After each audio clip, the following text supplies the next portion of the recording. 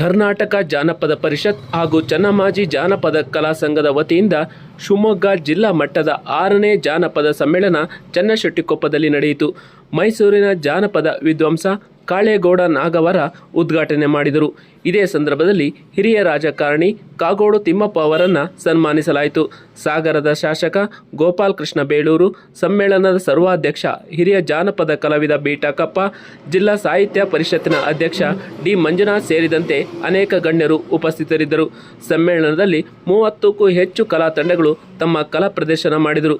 ಸಾಗರದ ಶಾಸಕ ಗೋಪಾಲ್ ಕೃಷ್ಣ ಬೇಳೂರು ಮಾತನಾಡಿ, ಜಾನಪದ ಕಲೆ ಉಳಿಸಿಕೊಂಡು ಹೋಗುವುದೇ ಒಂದು ಸವಾಲಾಗಿದೆ. ಜಾನಪದ ಕಲೆ ಉಳಿಸಿ ಬೆಳೆಯಬೇಕಾದರೆ ಇಂತಹ ಜಾನಪದ ಸಮ್ಮೇಳನಗಳು ನಡೆಯುತ್ತಿರಬೇಕು. ಇದರಿಂದ ಜನರಲ್ಲಿ ಕಲಾಸಕ್ತಿ ಬೆಳೆಯುತ್ತದೆ, ನಾವು ಕಲಾವಿದರು ಆಗಬೇಕು ಎನ್ನುವ ಆಸೆ ಮೂಡುತ್ತದೆ ಎಂದು ಹೇಳಿದರು. ಸಂಜೆ ಕಾರ್ಯಕ್ರಮ ಜನಕ್ಕೆ ಆಗಬಹುದು, ಬಹಳ ಒಂದು ಸಂತೋಷ.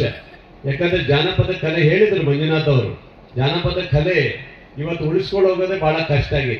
ಯಾಕಂದ್ರೆ ಗುಂಡಪ್ಪ ಜೋಗಿ ಅಂತ ಒಂದಿಷ್ಟು ಜನ ಉಳ್ಕೊಂಡಿದ್ದಾರೆ, ಬಾಕಿಯವರೆಲ್ಲ ಕುಂಡ ಆಗ್ಬಿಟ್ಟಿದ್ದಾರೆ ಎಲ್ಲ. ಅದರಿಂದ ಬಹಳ ಜನರಿಗೆ ಕಲೆ ಇದೆ, ಅವರಿಗೆ ಬಹಳ ಜನರಿಗೆ ಕಲಾವಿದರೇ ಇರೋರೆಲ್ಲ ಬಹಳ ಜನ ಕಲಾವಿದರಿದ್ದಾರೆ. ಅದನ್ನು ಉಳಿಸ್ಕೊಂಡು ಬೆಳೆಸ್ಕೊಂಡು ಹೋಗ್ಬೇಕಂದ್ರೆ ಈ ತರ ಸಮ್ಮೇಳನಗಳಾಗಬೇಕು, ತಾಲೂಕು ಮಟ್ಟ ಆಗ್ಬೇಕು, ಜಿಲ್ಲಾ ಮಟ್ಟ ಆಗ್ಬೇಕು, ರಾಜ್ಯ ಮಟ್ಟದಲ್ಲಿ ನಡಿಬೇಕು. ಈ ತರ ಆಗ್ತಾ ಇದ್ರೆ ಜನರಲ್ಲಿ ಅವೇರ್ನೆಸ್ ಬರ್ತದೆ, ಸ್ಫೂರ್ತಿ ಬರ್ತದೆ, ನಾವು ಕಲಾವಿದರಾಗಬೇಕು ಅಂತ ಗೊತ್ತಾಗುತ್ತೆ. ಹಳ್ಳಿಯ ನಾವು ಹಿಂದೆಲ್ಲ ನೋಡ್ದಂಗೆ ಅವತ್ತೆಲ್ಲ ದೊಡ್ಡಾಟ ಆಡ್ತಿದ್ರಿ. ಆನಂತರ ಕೆಲವರು ನಮ್ಮ ಈ ದೊಡ್ಡಾಟ ಆದ್ಮೇಲೆ ನಾಟಕ ಶುರು ಮಾಡಿದ್ರು. ಎಂತೆಂಥ ನಾಟಕ ಆಡ್ತಿದ್ರು ಅವಾಗೆಲ್ಲ. ಅಷ್ಟು ಚೆನ್ನಾಗಿ ಕಲಾವಿದರಿದ್ದಾರೆ, ಎಲ್ಲಾ ಕಲೆಯಲ್ಲೂ ಇದ್ದಾರೆ. ಹಳ್ಳಿಯ ನಮ್ಮ ಜಾನಪದ ಕಲೆಯಲ್ಲಿ ಮದುವೆ ಹಾಡು ಯಾವುದು, ನಮ್ಮ ಎಂತ ಹಾಡೋದು, ಸೋಬಾನೆ ಹಾಡುಗಳು, ಹಳ್ಳಿಯ ಹಾಡುಗಳು ಏನು ಧ್ವನಿಗೂಡಿಸ್ತಿದ್ರು ಅಂತ ಹೇಳಿದ್ರೆ ಬೆಳ್ತಂಗ ಹಾಡ್ತಿದ್ರಪ್ಪ. ಅದು ಈಗ ಅರಿವಿದೆ, ಇದು ದೊಡ್ಡ ಸಮುದ್ರ. ಇದನ್ನ ಅಳತೆ ಮಾಡಕ್ಕೆ ಯಾರ ಕೈಯಲ್ಲೂ ಸಾಧ್ಯ ಇಲ್ಲ. ಈಗ ನಮ್ಮ ಇವ್ರು ಬೇಗ ಶಿವಣ್ಣರು ಮಾತಾಡಿದ್ರು, ಹಾಡು ಹೇಳಿದ್ರು. ಆತ ಹುಟ್ಟ ಕಲಾವಿದ, ಒಳ್ಳೆ ಲಾವಣಿಗಾರ. ಅವರು ನಾವು ಒಂದೇ ಕಡೆ ಕೆಲಸ ಮಾಡ್ತೀವಿ, ಒಂದು ಸೊಸೈಟಿ ಒಳಗೆ ಇಬ್ರು ಇದ್ದೀವಿ ನಾವು, ರಾಜ್ಯ ಮಟ್ಟದ ಸೊಸೈಟಿ ಒಳಗೆ. ಅವ್ರು ನನಗೆ ಚಿರಪರಿಚಿತರು. ಅವ್ರು ದಿನ ಒಂದಲ್ಲ ಒಂದು ಹಾಡು ಹೇಳಿಸ್ತೀವಿ, ಏನೇನೋ ಮಾಡ್ತೀವಿ. ಮೊನ್ನೆ ವಿಶ್ವ ಮಹಿಳಾ ಸಮ್ಮೇಳನ ಇತ್ತು, ಬರೆ ಕಳೆದು ನಾನು ಹೋಗಲಿಲ್ಲ, ಅವ್ರು ಕುಣಿದಾಡಿದ್ದಾರೆ, ಅವ್ರು ಮಾಡಿದ್ದಾರೆ.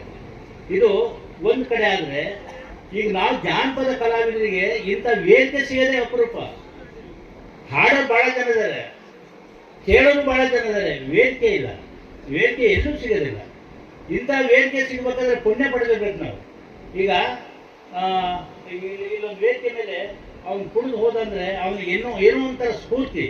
ಆಮೇಲೆ ಅವನು ನಮ್ಮ ಭಾವ, ನಮ್ಮ ಅಕ್ಕ, ನಮ್ಮ ತಂಗಿ ಕುಣಿದು ಎಷ್ಟು ಜನ ಹಾಡಿದ್ವು ಅಂತ ಹೇಳಿ ಇಲ್ಲಿ ನೋಡಿದಂಥ ಹೆಣ್ಮಕ್ಳು, ನೋಡಿದಂಥ ಗಂಡ್ಮಕ್ಳು ಮನೆಯಲ್ಲಿ ಮರ್ಮರಿ ಎಲ್ಲರಿಗೂ ಹೇಳ್ತಾರೆ, ಎಷ್ಟು ಚೆನ್ನಾಗಿ ಹಾಡಿದ್ರು, ನೀವು ಬರ್ಬೇಕಾಗಿತ್ತು, ಹಂಗಿತ್ತು ಹಿಂಗಿತ್ತು ಹೇಳ್ತಾರೆ. ಅದಕ್ಕೆ ಎಷ್ಟು ಮನಸ್ಸಿನಾಗ ಆನಂದ ಆಗಿರ್ಬೇಕು, ಅದನ್ನು ನೀವು ತುಂಬಿಸ್ಕೊಳ್ಬೇಕು. ನಾವು ಕಾಳೇಗೌಡರ ಜೊತೆ ಕೆಲಸ ಮಾಡಿದವರು, ಜಾನಪದಕ್ಕೆ ಒತ್ತು ಕೊಟ್ಟವರು, ಅವರನ್ನು ನಾನು ತಯಾರು ಮಾಡಿದವರು. ನಾನು ಈ ಜಾನಪದದ ಬಗ್ಗೆ ನಾನೇನು ವಿದ್ವಾಂಸ ಅಲ್ಲ, ಅವರು ವಿದ್ವಾಂಸರು. ಆದರೂ ನನಗೆ ಜಾನಪದ ಬಗ್ಗೆ ಇದ್ದ ಅರಿವು ಬೇರೆಯವ್ರಿಗೆ ಹೇಳೋಕ್ಕಾಗುತ್ತೆ. ನಾನು ಸರ್ಕಾರದ ಜೊತೆಗೆ ಗಲಾಟೆ ಮಾಡಿದ್ದೇನೆ. ನೀವು ಈಗ ಹೆಂಗೆ ಅಲ್ಲಿ ಕಲಿಸ್ತಿರೋ ಹಾಗೆ ಜಾನಪದ ಉಳಿಬೇಕು ಅನ್ನೋದ್ರೆ ಅಲ್ಲಿ ನೀವು ಅಂಗನವಾಡಿ ಮೇಲೆ ಮಕ್ಕಳಿಗೆ ಕಲಿಸ್ರಿ.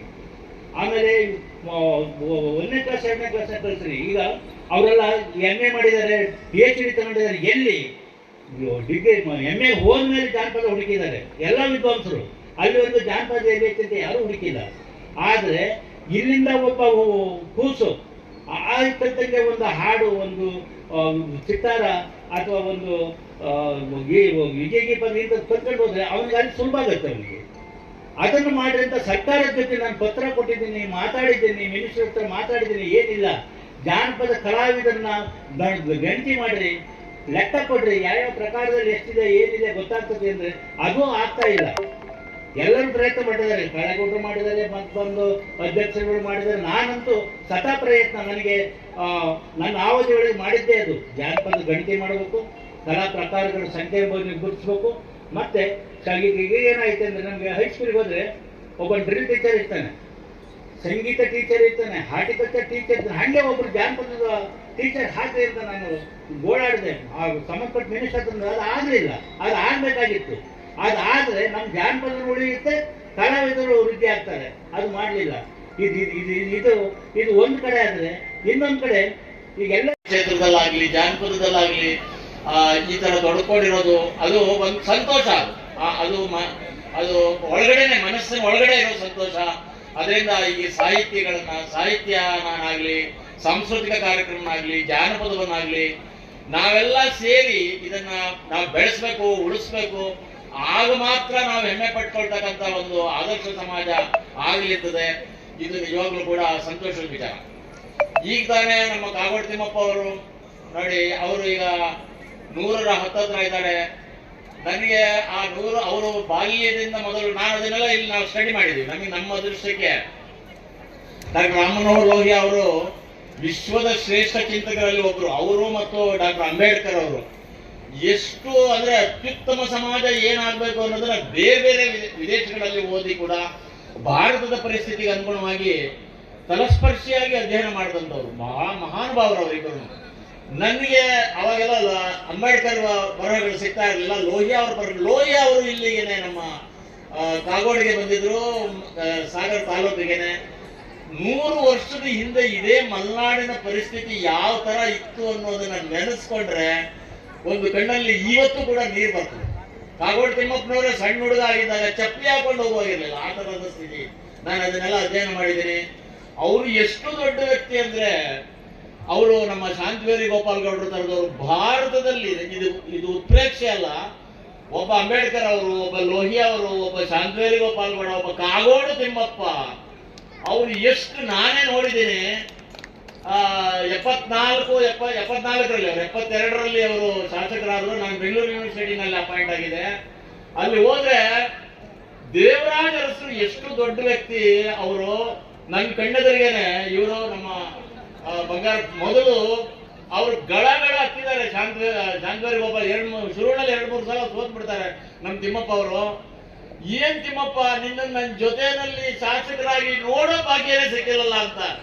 ಆಮೇಲೆ ಅವರು 72ರಲ್ಲಿ ತೀರ್ಕೊಳ್ತಾರೆ. ಆವಾಗ ಚುನಾವಣೆಯಲ್ಲಿ ಗೆಲ್ತಾರೆ. ಇವರು ಬಂಗಾರಪ್ಪನವರು ಮತ್ತು ನಮ್ಮ ಕೋಣಂದೂರು ಲಿಂಗಪ್ಪನವ್ರ ಜೊತೆಗೆ ಯಾವಾಗಲೂ ಇರ್ತಿದೆ. ನಾನು ವಯಸ್ಸಲ್ಲಿ ಚಿಕ್ಕವನು. ಸೆಷನ್ ನಡೆಯುವಾಗ ಹೋಗ್ತಾ ಇದ್ರೆ ದೇವರಾಜರಸರು ಎಷ್ಟು ದೊಡ್ಡ ಮನುಷ್ಯ ಅಂದ್ರೆ, ಸಾಮಾನ್ಯವಾಗಿ ಮುಖ್ಯಮಂತ್ರಿಗಳು ಆ ವಿರೋಧ ಪಕ್ಷದ ಲೌಂಜಿಗೆ ಬರೋದಿಲ್ಲ. ನಾನು ಅವತ್ತು ನಾನು ಬಹಳ ಧೈರ್ಯ ಮಾಡಿದ್ದಾರೆ. ಒಂದು ಜಿಲ್ಲಾ ಮಟ್ಟದ ಒಂದು ಜನಪದ ಸಾಹಿತ್ಯ ಸಮ್ಮೇಳನವನ್ನು ಇಲ್ಲಿ ಸೆನ್ಸೆಟಿ ಕಪ್ಪದಲ್ಲಿ ನಾವು ಮಾಡ್ತೀವಪ್ಪ, ನಮಗೆ ಕೊಡ್ರಿ ಅಂತ ಹೇಳಿ ಇವತ್ತು ಅದನ್ನ ಅವ್ರನ್ನೆಲ್ಲ ಜಿಲ್ಲಾಧ್ಯಕ್ಷರನ್ನ ತಾಲೂಕು ಅಧ್ಯಕ್ಷರನ್ನೆಲ್ಲ ಒಪ್ಪಿಸಿ ಅದೇ ಸೆನ್ಸೆಟಿ ಕಪ್ಪದಲ್ಲಿ ತಾವು ಮಾಡ್ತಾ ಇದ್ದಲ್ಲ. ಅದಕ್ಕೆ ನಾನು ನಿಮ್ಮೆಲ್ಲರ ನಮ್ಮೆಲ್ಲ ಈ ಸಾರ್ವಜನಿಕರ ಪರವಾಗಿ ನಾನು ಅಭಿನಂದಿಸ್ತೀನಿ ನಿಮಗೆ. ಯಾಕಂದ್ರೆ ಹಳ್ಳಿ ಒಳಗೆ ಅದಕ್ಕೆ ಪ್ರೋತ್ಸಾಹ ಸಿಗೋದು ಕಮ್ಮಿ. ಆದರೂ ಸಹ ಎಲ್ಲ ಒಂದು ಕಡೆ ಅವರೆಲ್ಲರೂ ಸಹಕಾರ ಪಡಿತೀವಿ ಅಂತೇಳಿ ತಾವು ಆ ಧೈರ್ಯ ಮಾಡಿದಿಲ್ಲ. ಅದಕ್ಕೆ ನಾವು ನಿಮಗೆ ಸಹಕಾರ ಕೊಡಲೇಬೇಕು, ನಾನು ಅಭಿನಂದಿಸಲೇಬೇಕು. ಆದರೆ ಜನಪದ ಅಂದ್ರೆ ಈಗ ಅನೇಕ ಜನ ಮಾತಾಡಿದರು. ಈ ಜನಪದ ಅಂದ್ರೆ ಹಳ್ಳಿ ಗ್ರಾಮೀಣ ಪ್ರದೇಶದಲ್ಲಿ ಗ್ರಾಮೀಣ ಜನರಿಂದ ಸೃಷ್ಟಿಯಾದಂಥ ಎಲ್ಲ ಕಲೆಗಳು ಇದು ಜನಪದ ಅಂದ್ರೆ.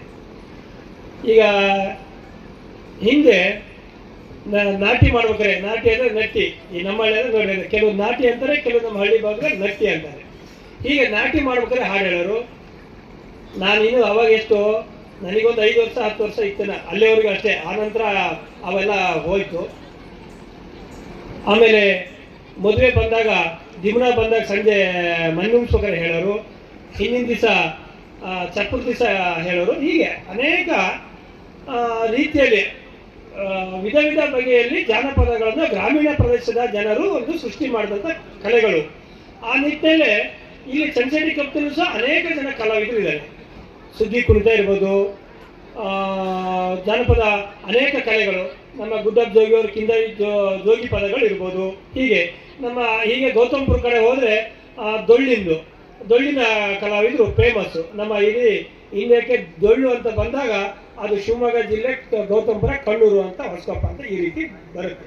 ಹಾಗಾಗಿ ಅವ್ರದೇ ಆದಂಥ ವಿವಿಧ ಬಗೆಯಲ್ಲಿ ಜಾನಪದಗಳನ್ನು ರೂಢಿ ಮಾಡಿಸಿ ಬಂದಂಥದ್ದು. ಹಾಗಾಗಿ ಅದಕ್ಕೆ ಬಹಳ ಹಿಂದೆ ಆಸಕ್ತಿನೇ ಇತ್ತು. ಆದರೆ ಇತ್ತೀಚಿನ ದಿನಗಳಲ್ಲಿ ಏನಾಯಿತು ಅಂದರೆ ಮಧ್ಯಂತರ ಭಾಗದಲ್ಲಿ ಸ್ವಲ್ಪ ಈ ಧಾರಾವಾಹಿಗಳು, ಸಿನಿಮಾಗಳು ಮತ್ತು ಮನೆಯಲ್ಲಿ TV ಇರೋದ್ರಿಂದ ಮತ್ತು ಈಗೆಲ್ಲ ಮೊಬೈಲ್ ಬಂದಿರೋದ್ರಿಂದ ಅದು ಕಮ್ಮಿ ಆಗ್ತಾ ಬಂತು. ಆದರೆ ಮತ್ತೆ ಪುನಃ ಜೀವನ ಈಗ 30-35 ವರ್ಷದ ಹಿಂದೆ ಹಳ್ಳಿ ಗ್ರಾಮೀಣ ಪ್ರದೇಶದಲ್ಲಿ ಎಷ್ಟು ಜೀವನ ನೆಮ್ಮದಿ ಇತ್ತು ಅಂದರೆ ಅಷ್ಟು ನೆಮ್ಮದಿ ಇತ್ತು. ಯಾಕಂದರೆ ಫೋನ್ ಇರಲ್ಲ, ಮತ್ತೆ ಟಿ ವಿ ಇದ್ದಿಲ್ಲ. ಇದೇ ಅವರ ಬೇಜಾರಕ್ಕೋಸ್ಕರ ಈ ಜಾನಪದ ಕಲೆಗಳನ್ನೇ ಸಹ ಎಲ್ಲ ಒಂದು ಕಡೆ ಹಾಡಿ ಅಥವಾ ನೃತ್ಯ ಮಾಡಿ ಆ ಪ್ರದರ್ಶನ ಮಾಡಿ ಅದನ್ನು ಖುಷಿ ಪಡೋರು. ಆ ದೃಷ್ಟಿಯಿಂದ ಎಲ್ಲ ಒಂದು ಕಡೆ ಬಹಳ ಜೀವನ ನೆಮ್ಮದಿ ಇತ್ತು.